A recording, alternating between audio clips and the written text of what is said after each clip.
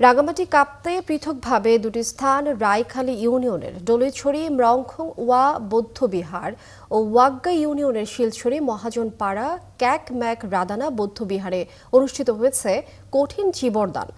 শনিবার বিহারে পরিচালনা কমিটি ও দায়ক দায়িকা উদ্যোগে সকাল থেকে ফুল পূজা, বুদ্ধ পূজা, দেশ জাতি তথা সব প্রাণীর হিত ও সুখ মঙ্গল কামনায় প্রার্থনা ও পঞ্চলশীল গ্রহণের পর বুদ্ধ মূর্তিদান, সংঘদান, অষ্ট পরিষ্কার, কল্পতরুদান, বৌদ্ধ ভিক্ষুদের পিণ্ডদান সহ নানাবিধ দান করা হয়।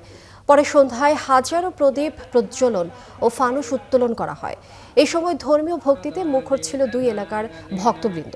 সকাল থেকে সন্ধ্যা পর্যন্ত চলা আয়োজনে অংশ নেন শতাধিক ভিক্ষু ও অসংখ্য বৌদ্ধ ধর্মাবলম্বী নারী পুরুষ। এদিকে আয়োজকরা জানান, কঠিন চীবরদান বৌদ্ধ ধর্মাবলম্বীদের জন্য সর্বোচ্চ দানের মধ্যে অন্যতম। এই দানের মাধ্যমে তারা সৎকর্মে অংশগ্রহণ ও ধর্মীয় পুণ্য অর্জনের সুযোগ পান।